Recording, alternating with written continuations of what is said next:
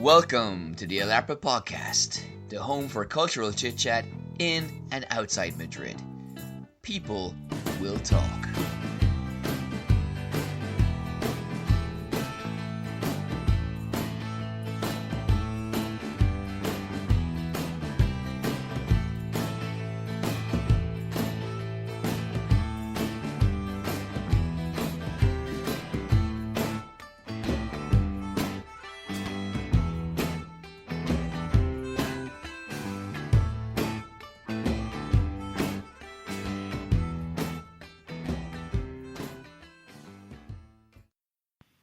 Welcome to the latest episode of the Alarpa Podcast. Mary, how's she cutting? I'm alright. That's good. Do you know that expression? No, but I assume you were asking how I was. But you guessed correctly. Well done. Something I like to tell my students, if you don't know the answer, just feel the answer. And very often you get the right one in the exam, because speaking is an intuitive, organic process. So sometimes you can pluck the answer out of the air, even if you don't know for sure if it's the right one. Anyway, are you going to ask me if I'm okay? You alright? Yeah, I'm fine. Yeah, thanks. Good. So, it's been a busy week for both of us. You're teaching multiple hours now. How's that going for you? It's going well. A bit tiring this week, but Bit tired, yeah. Bit soft after all the months off. I've been homeworking.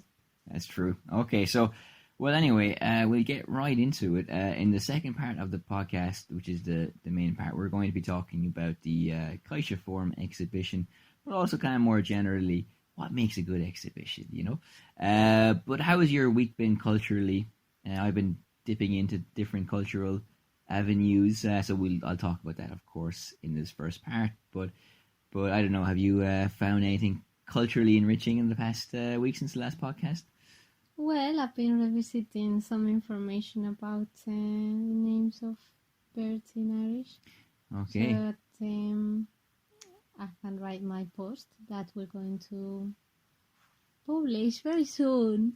Very good. So that should be this weekend. So, well, by the time you listen to this, it probably won't be up, but it won't be too long after this podcast is uploaded. And you can enjoy 10 other articles that have already made it onto the site. So that's the Irish Slice in Madrid. But yeah, so that'd be very interesting. Also, well, we'll save this for part 3 about the DVD. So you can stay tuned for that, but it's Bollywood related. But in part 1, what I can talk about is, well, as a frequent reference point in this podcast, we often mention Blind Boy's podcast. And he actually interviewed the author Roddy Doyle.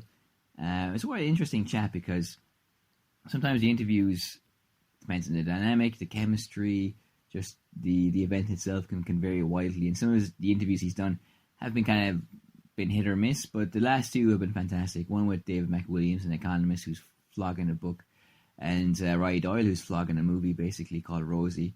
And it was about, like, a girl who's in basically direct provision, so she's nowhere to go with her kids, and it's kind of a commentary on how in Ireland, in current times, the state isn't providing enough housing for everybody. And he was like contrasting that with the past. He's like, well, the supposedly terrible 50s and 60s, and there are a lot of bad things in those decades, of course, but he did say as well that the government took more of a responsibility in creating housing.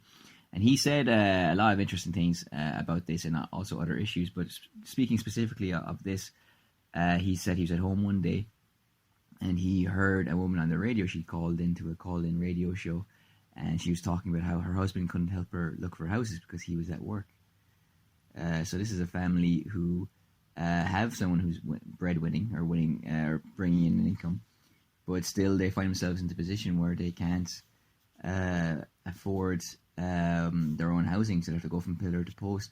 So it's very much a commentary on modern Ireland and its ugly aspects as well. He uses some choice language about the current leadership as well, and it is true, because our Prime Minister, or Taoiseach to use his proper term, like Leo Varadkar, a lot of people were very happy that he was elected in, because he's an Indian, so he's an immigrant, and also he's gay. So these are two kind of interesting things, you know, when they're elected in as leaders. It is a significant moment that you have people who are not represented always in mainstream society, those two things are represented by our leader. But unfortunately, though, as a political leader, he is very much like an Irish version of a Tory, dyed-in-the-wool conservative. So a lot of the attitudes and the policies of the current government and previous ones as well, no matter what flag they're flying, aren't looking after a lot of ordinary people. So that movie's in cinemas now anyway. Well, depending on what part of the world you're in, maybe it won't even come to a cinema near you. But if it does, or if you can stream it, I haven't seen it, but it sounds like it's a wonderful movie. And Blind Boy said it was almost like Ken Loach, because there's no big payoff at the end. It's just a very natural, realistic film, and most of it takes place in a car. So the kids are in the back of the car, and the mother is at the front, and she's making phone calls trying to find a place to stay that night. He's a very funny man anyway, because he talks about how the director and the soundman are in the boot of the car. So while they're filming the scenes, he even says like, we let him out a few times as well between scenes. So he's a man who's a lot to say, because he's written books about Ireland's different kind of periods of her history. And one famous story he's written is like the woman who walks in the door. So that's like a story about domestic abuse as well. Maybe at a time when it wasn't a very frequent topic either in general literature. But on a more positive note, we can kind of like talk about nice things as well that he said in the podcast with Blind Boy, is that, well, I'm reading a book at the moment called Collective Joy. We've name-checked that in several podcasts, and it was surprising to me how it kind of linked up with that book, how it synced with a specific situation. So in that book, they're describing about how slaves were brought to America from different parts of America. So there's a lot of interesting things about that, because the people that brought them over had differing attitudes towards how they could express joy. The religious leaders felt they shouldn't be doing it because it was un-Christian, but the slave owners actually didn't really care too much, because they thought, well, it gives them an outlet.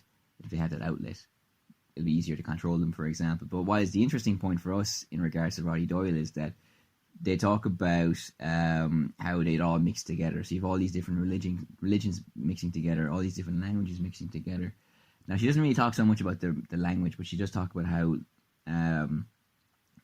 things that they remember from their homeland came mixed in with new stories that they heard from the other people from other parts of the continent, and they create new religions. Voodoo, in particular, was also kind of comes from this reservoir, this kind of moments in history, when you have this confluence of different ethnicities and identities.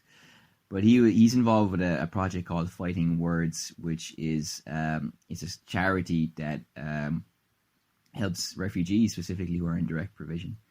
Now, if you don't know what direct provision is, and they come into the country, there's no place to put them sometimes. So what the government do is they put them in state housing and state institutions. And Blind Boy said on a previous podcast, and I've heard it been said previously as well by other people that I know personally, that this probably will be the next big crisis in Irish life, in Irish public life, because keeping people in these kind of situations isn't very good long term. So probably there'll be controversies regarding this rumbling on into the future. But anyway, this charity works with refugees, and they tell stories, they help them write, give them writing workshops. And there's been a novel published by, I think, a Nigerian woman who's been in direct provision as an immigrant in Ireland. And he describes, Barry Doyle does in the podcast with Blind Boy, about how Irish English has elbows on it, because we have that layer of Irish underneath it. And he's saying how he can see in students, even Polish students, how they're writing English with elbows on it too. And her book, The Nigerian Girl, it's written kind of in this patois between different versions of African English.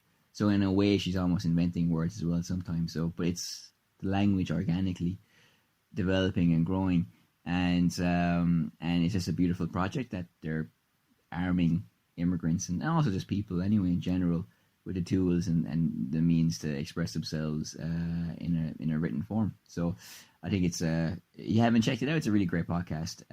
But also just for me, surprising to see how when you have these two stories linked up from that book and the podcast, of how you have people who when they're from different backgrounds, they mingle together and create new languages or new versions of an existent language. So I don't know. So that's that story anyway. So that should bring us pretty much to part two. But before we go to part two, our listeners will be worried because they haven't heard from you for 7 minutes. I'm alive. So that's good. So that's impressive, though, no? I think. Yes, no, it was really interesting. I was checking out the website and how like all the projects that they do, because they also. Okay, well, I actually haven't seen the website, so maybe you can fill us in on what they have on the website. Well, to be honest, they focus more on like work that they do with kids, for example, and I think it's just generally trying to help people by involving them with like writing and expressing themselves. So it's got a wider dimension, I think. Okay. Well, it's called Fighting Words. So if you just Google that, it'll come up straight away. Well, that's all for part 1. So we were building something up in part 1. We're going to be tearing something down in part 2. Well. So join us momentarily.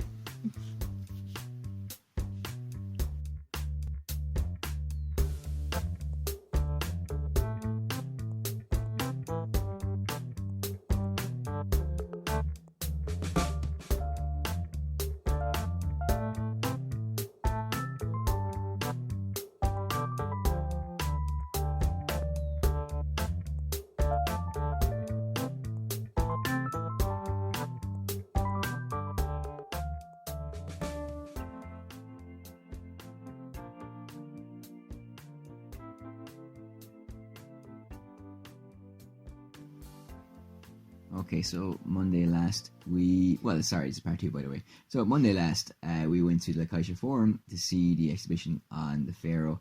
On the Pharaohs and Egyptian culture in general, but with a strong lead regarding the Pharaohs, no? Yes. So you remarked it's quite interesting. Like when we went there, the place was jointed, so it was full of people. And in fact, we got in the way of a big old man with a camera who was taking pictures of everything and was not happy with us. That's for sure. But I guess it's a kind of interesting thing because on one hand, is people involved in history or archaeology want to see events like this to be popular. But on the other hand, it was popular because, as you mentioned, it's focused on the pharaohs, and so it's like a headline act. So is that like an uncomfortable, not uncomfortable, but is it like a strange scenario? Like on one hand, this event is popular, maybe people will come away inspired and will become historians or archaeologists, or do you think, would you rather have people going to the specific exhibitions about things that are not just the pharaohs but something else, you know? I mean, what are your feelings? Is it a mixture of everything, maybe? Well, I'm sure you know, and I probably by now the listeners do too, that the way that I like the most about history and about archaeology is about like common people. Yeah. So like, I don't know, an exhibition about pharaohs, for example, is interesting in as much as it teaches things to people about Egyptian culture in general, and maybe they will pick an interest on other things through seeing that, and it will make them curious about it. But yes, of course, I would very much like to see an exhibition on like daily life, for example.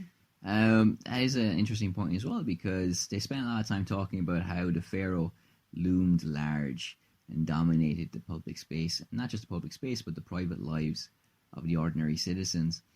So we have to say from the top of the part 2 that it was an amazing exhibition, and we really, really thoroughly enjoyed it.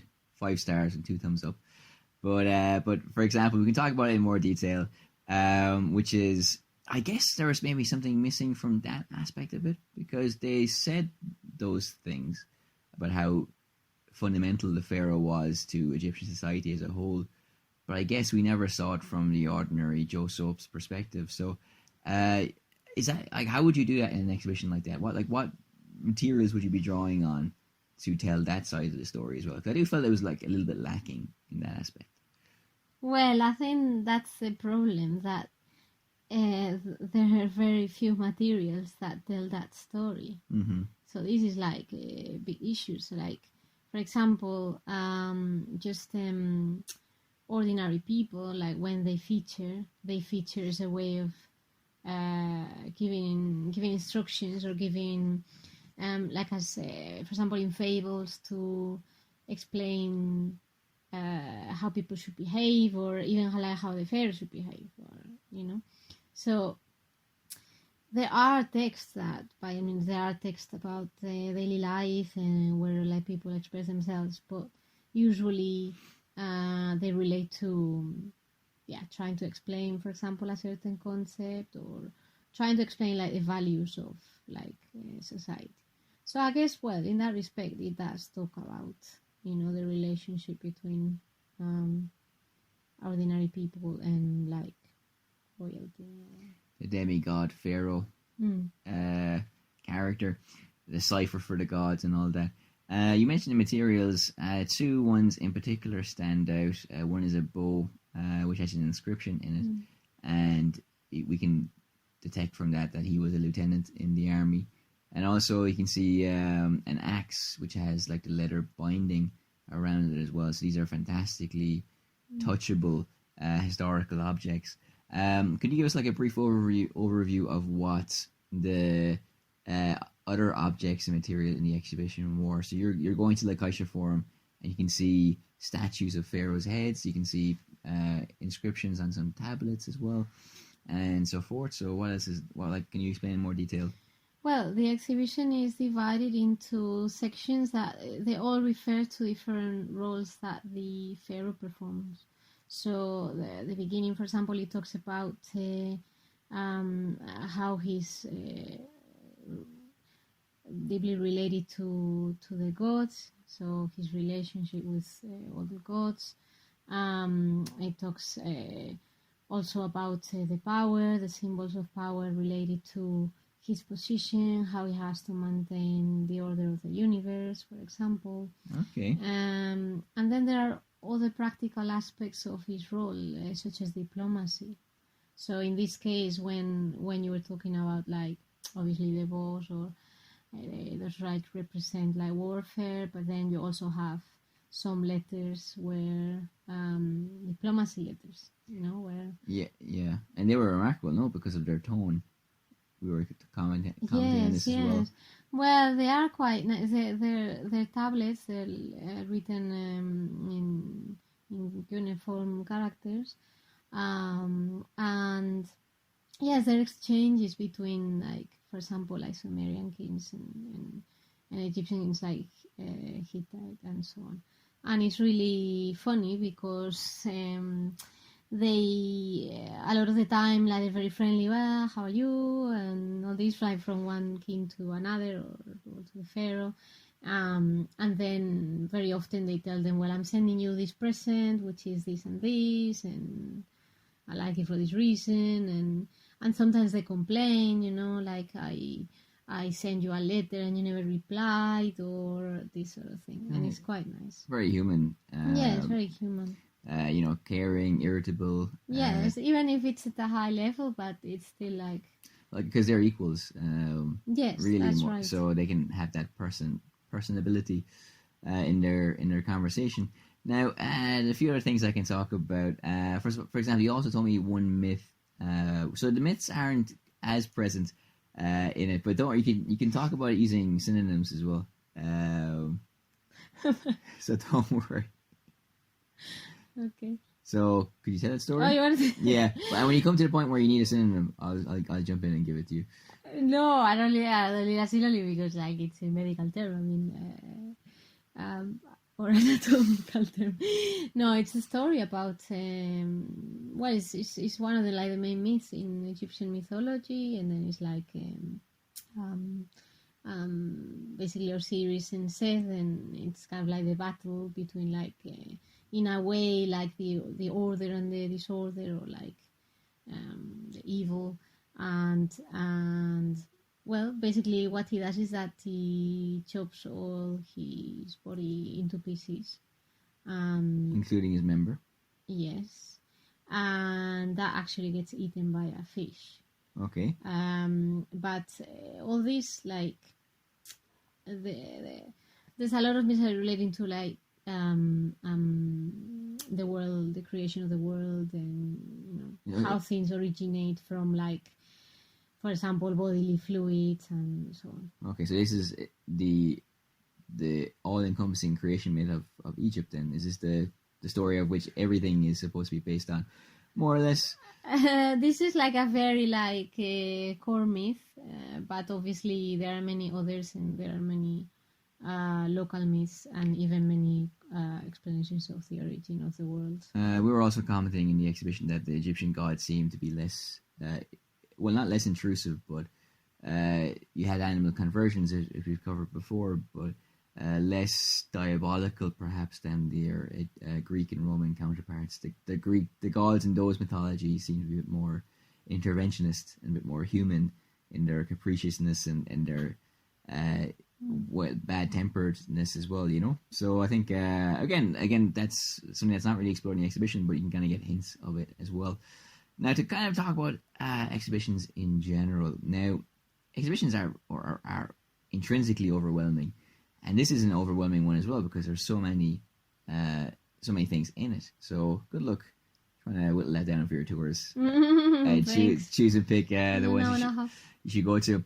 But I saw an interesting video before from an art historian who says, like, when you go to an exhibition, choose 3 or 4 things in that exhibition and really focus on them, and then build your relationship with them, because that's what it is when you're looking at something in a museum. That should be a relationship between you and what you're looking at. And then, like, he talks about like the questions you should ask it, and what is the artist trying to achieve, because he says if it's good or bad. He says bad or boring, for example, because you can't say it's bad in a historical exhibition, but you could say it's boring perhaps, but that's very close-ended. It doesn't leave much room for other things or other thoughts to appear. So it's a very interesting thing, because like, what are they trying to achieve? How do they do it? And when you have that dialogue, you might still walk away thinking it's boring or bad, but at least you have more of a relationship and more of an understanding of this art piece. But obviously, as a tour guide, you'll be leading tours in that exhibition. You won't be able to just bring the 3 or 4, because it's an hour and a half, so you have to do a lot of these things.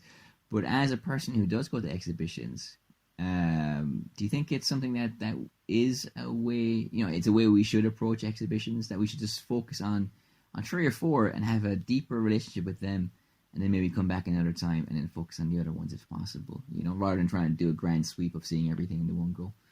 I think it's a really good piece of advice, or at least that's how I approach exhibitions. And I think that you don't even have to try. I think that happens naturally. Of course, there are exhibitions where you go around and then you don't find anything that catches your eye, for example. But then if it's something that you're interested in, you're naturally drawn to certain things. So there's always going to be like 4 or 5 highlights, I would say, that kind of like stick in your mind. So even like after we've been there, I have kind of like 3 or 4 things that stuck. And probably just from like seeing it very fast, the first time you see an exhibition, you would forget maybe like 70% of it. Exactly. So yes. Okay, well, I don't think you do it naturally. I think someone who's clued in and has maybe thought about it, or has seen a video like I have, would say, okay, actually this is a good approach. But I think more often than not, we have a tendency to kind of try and see everything, because it's like, I paid money for this. It's a Picasso exhibition. I can't lose any of this because it's all valuable. It just depends on the person. But I'm not saying it's the most common thing, but I identified with what he said, because I think that's what will happen to me. And it depends what your motivation is. I mean, are you going, are you just trying to see everything just for the sake of seeing it and just like killing a tick, because it's the same as traveling. Many people just feel that they just want to see everything and just say that they've been everywhere. You know what I mean? It doesn't necessarily, I don't know, other people prefer to see less things, but more in depth. So it just depends on your approach, I guess. Okay. And just to go swiftly back as well to the exhibition, everything here in the CaixaForum comes from the British Museum. It does. So you probably are familiar with what they have in their inventory there. So have they held anything juicy back from us in Madrid? Well, see, for example, I was quite impressed with some of the pieces that have traveled here. It's happened before. It happened with like Pharaohs and Animals, the exhibition also in CaixaForum like a couple of years ago. And so they are like quite generous like that. I think partially because it's a private foundation, so it's they have certain agreements like that. But then there was, for example, like there's a palette that is really famous for Egyptologists anyway, which is like it's called like the Narmer palette. So talks about the unification of like Egypt right at the beginning of Egyptian pharaonic history. I remember that, yes. And that was a replica. So it's like when we saw it from afar, I was like, it can't possibly be here. And also I was thinking, there's some dents that aren't there anymore. And then when we approached it, obviously it was a replica. Well, don't get a Spanish restorer to do it. Why? Because I've never been like 2 paintings that have been absolutely destroyed in Spain this year. Oh, yeah, well, yeah, exactly. Yeah, the conservators in general are having a hard time. I saw one as well as a painting. I'm not sure where it is, but they're doing a public restoration, so they'll be working in an office with glass walls, and people can in the museum can walk past and see it as it happens, or check. The person is doing a proper job. Well, conservators are really pushing to try and show what their job is like and how you do things properly, because it is vital, of course. There have been so many amateur conservators that have tried to restore works of art in Spain that now they really have a campaign to show people that you need a professional to do this type of work, which is something that seems obvious, but some people don't seem to understand it. No. I have another question for you as well, but can you just quickly hold this microphone while I reach over and get my bottle of beer? So that's not nice. Well, your glass is right there. Yeah, well, you will give me warm beer, wouldn't you? It was cold when we opened it. Anyway, so it's the light turning on there as well if you heard a click in the background. But one thing that kind of stuck out for me as well, colours. Now, obviously, very difficult to conceptualize that, because even if you go to these great locations in Rome or Greece, they're all white marble, but of course in the past they would have been adorned with all these different vibrant colours. Now, in your experience in Bollywood, maybe you're familiar with the role of colour in some performances or some parts of the culture, but also specifically they do a good job of showing how colour represented different things in ancient Egypt. So when you're talking about the reunification of Egypt, for example, I think it was the lower Egypt was represented by the white hat. Oh, the white crown. White crown or hat. Crown's a hat, basically. And in another colour represented the upper kingdom, and then what was the colour? Red, and was it a red crown as well? Red crown. So, and in representation they had a pink crown? No, well... I'm really joking. But okay. But they represented the colours to tell the story of the unification, for example. And also in other aspects of the exhibition, they do show how colour played a role in tradition. We saw a very beautiful blue wig as well, which was a miniature. So the colours that they used bring the exhibition alive, but also play a fundamental part in telling the story of these myths and other historical backgrounds as well. Now, as an archaeologist, colour, I can see you're bursting to say something. So no. It's just like just they're interesting aspects. So it shows that there's a lot more to it than just the pharaohs themselves. That's true. As an archaeologist, how do you approach colour? Well, there are a lot of studies about colour. Well, not a lot. I mean, it's quite a minority subject, but there are studies about what colours represent, for example. So that's really interesting, because there's a whole lot of coding, about what colours to use for what things. So even like, for example, one thing that constantly represents death is color green. Okay. Right? So Osiris is usually represented green, with green skin. And that's to say, like, rotten skin or... Well, it makes sense, yeah, of course, that sort of thing. Yeah. Even like down to like in statues that have like husband and wife, and husbands are a color, wives are another color. That, for example, it's harder to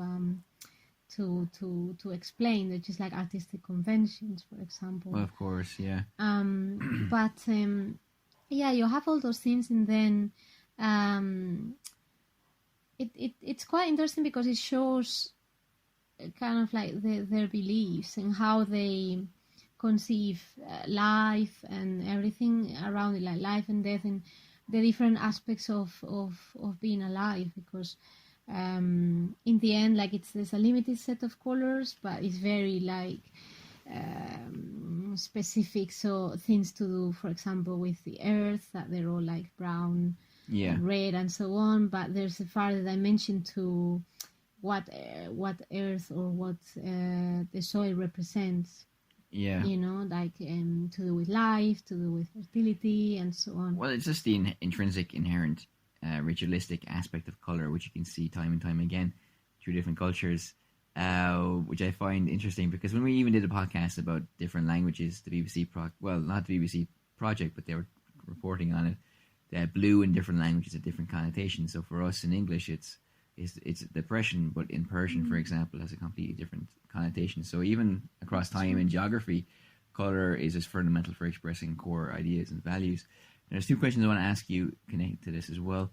So for example, like this is a hot take, so I'm not sure if this is substantial in any way, but you always hear about like makeup boxes being found and preserved from ancient Egypt, and we kind of associate that with fashion and ladies' fashion being preserved. But to my mind, and maybe there are examples of it, but to my mind, you don't see that with Greek and Roman excavations or whatever. And maybe I could be wrong about that, and you can correct me about it. But my hot take is, and you can support or deny this, but the kind of color in the exhibition as well is also reflective of how color is deeply ingrained in fashion and mascara and makeup and everything. That was just so deep into society that it just spilled over into every aspect, from beauty and fashion to rituals, and to in a way that maybe wasn't done in ancient Greece and Rome, because I've never heard stories of makeup boxes being found in those cultures, but it seems to be relatively common in ancient Egypt for these things to turn up, you know. Well, that's quite an interesting thing.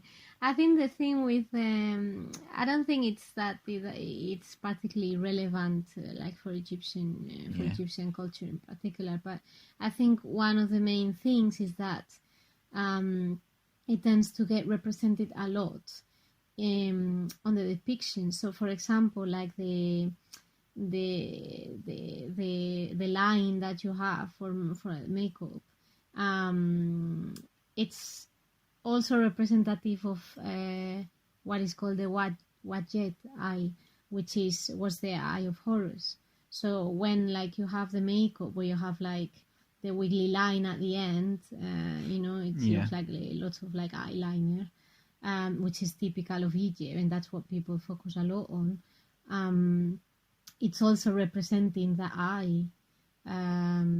So it's kind of like it's like a godly relationship as well as purely makeup. Okay. And also there's another dimension to gold, to the mineral, the powder that you use for the eye, which is to protect from the sun and to protect from insects, for example. So that's something like you require in the desert that you wouldn't require in Greece or Rome. Okay, consider me educated on this matter. And the last question I'll ask you about this is, again, referring back to that book, Collective Joy. There was a lot of social mobility around the Middle Ages when people got money and maybe moved up social classes, but they were so worried about the poor people becoming rich people that there were a lot of restrictions on them. So they couldn't wear certain types of clothes because even though they might have money, they didn't have the birthright to share the fashion of the people destined to be the rich. This kind of elite idea. Now, so the final question I'll ask you is, in Egypt, was colour used to stratify social classes, and if you were a certain social class or occupation, you couldn't wear a certain colour? It's okay if you don't know. It's okay, all very simple questions. It was easy for me. I'm just asking the questions. I know, I can tell. No, well, what there definitely is a very like codified set of representations to depict different people. So yeah, color is involved in that. So you have a lot of people that are depicted in white, that are depicted with like linen clothes, for example. Okay. But then you have many of them, for example, priests. Kind of like the more important they are, the finer the linen is, and you are able to tell that because when the linen is very fine, it's very delicate, they actually make it transparent. So they paint it white, but then they paint the lines of the body on top so that it looks like you can see through it. So it's really interesting because you can tell basically, you know, someone's position, for example, from that, and then also like you can tell whether they are going to the gym. Well, all of them are very muscular, and of course, like the Pharaoh has to be very muscular because he has to keep the order of the world, so he has to be really fit physically. Is that why you dedicate your life to Egyptology? No, but I'll just ignore that comment. But for example, it's also used to distinguish between Egyptian people and foreigners.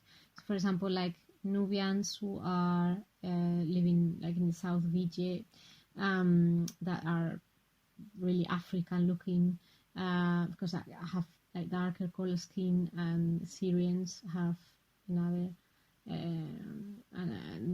color, another skin color. So all of that is like really important as well, and even the clothes that they wear, they make sure that they distinguish between Egyptians, even if it's from any class, and for example Nubians. Okay. Well, also what I like about the exhibition as well, you can see how important writers were in ancient Egyptian society. So from one writer to another, it's nice to have that kind of appraisal as well. But thank you very much for your illuminating answers and all those questions, Doctor. So I think that's it for part 2, unless you have anything else you want to say. Yeah, no, nothing else. Okay, so we will join you very shortly in part 3.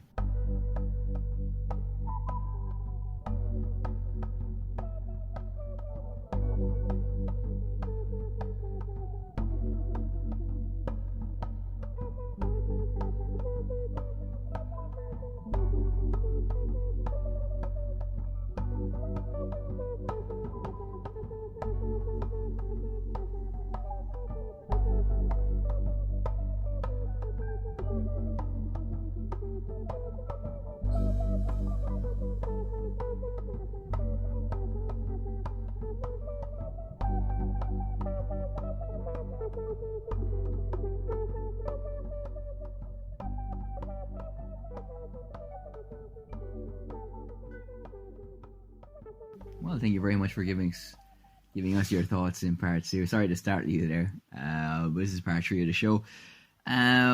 So I promised to talk about a DVD. Like, I'm not going to slag you off. I saw you performing Bollywood, and it was pretty good. So well done, fair play. You're embarrassed, but don't worry, you can own it. You're in it. It was fantastic. It was amazing. Well done. And I say that for the first time ever in this podcast without any hint of irony or joking around, but with complete sincerity. So that was another part of our cultural week. So anyway, moving on to other cultural items. As always, you can find us at elarpamedia.com. Also, our blog is the Irish Slice of Madrid.wordpress.com. And our social media on Elarpa Media on something. No, Elarpa 1 on Twitter. You always struggle with this. So many platforms. Elarpa. Well, if you put Elarpa, then you just get as you know, like all. Well, no, it's Elarpa on Instagram, Elarpa 1 on Twitter. You can also find us now with new platforms. We're on Medium and Blog Loving, but those are blog sharing platforms, and also we're on Tumblr now, and we're called Elarpa Media. No, we're called Elarpa Stuff. Yeah, because The username was taken, so we're calling it ARPA stuff. Oh, okay. Hopefully, there's somebody out there thinking, oh, that's just part 3. Oh, I love this part where they do this joke over and over again. I'm not remembering, but it's actually not unintentional. It just happens. Anyway, but there's one thing you can tell us about the Radio Monarchy. Radio Monarchy, Radio Republic, Radio Public. Yes, you can listen to this podcast on Radio Public. So if you're doing it on any other platform at the moment, consider doing it on Radio Public because you support what we do. We're not aiming, we don't want you to change your platform, but if you want, you can do that. There's an app as well. Oh yeah, hashtag it's not a football podcast. Hashtag it's a video game podcast. Next week, I'm not going to buy it because it's expensive, but I want to look more at Red Dead Redemption 2. You're just going to drop a lot of hints so that your parents get you for Christmas. Oh, yeah. Yes, Christmas around the corner. It'd be nice, actually. It's 100 gigabytes. So I'm not sure if I have the space in the PS4, but we'll find out. But one thing we could mention, though, as well, is I actually downloaded a game called 1979 Black Friday. I want you to play this as well at some point. It is a beautiful game. So even if you don't like games, there's no real gaming involved in it. I mean, there's a few times when you do quick time events. Do you know what those are? Yes. Yeah, what are they? When you feel very fast. No, it's when something happens and you have to press like a button, like an X or whatever, or a square or a circle or triangle very fast, and then the character reacts. But mostly it's very story based. It's based on the Iranian Revolution. And during the game, it kind of walks you through your photographer, and you see different historical archival research or resources. So you might go to a cinema where people are hiding out because cinemas were banned in Iran at the time. But in the game, and this is probably true in real life as well, because it's so historically researched that you go around, you talk to people, you look at pamphlets, you can see audio recordings of political speeches. You go to your father's home, and also you can see some old movies of him going to the beach and everything as well. So it's a very moving, educational game, and it's only it was only €6. I doubt it's very expensive no matter where you find it. But on the PlayStation market, it was €6. It's probably on other platforms as well. But if you don't like games, but you like history or you like a story that actually is rooted in something that was quite significant, I think it's really cool. But I'm going to play it with you, and we can maybe talk about it next week as well. Okay. Your reactions to it, and what else culturally? Well, yeah, I think that's it. That's it for now. So, well, thank you for tuning in again for this episode. We'll be back next week with our regularly scheduled content. So, for me now, that's bye bye. Bye. Good luck.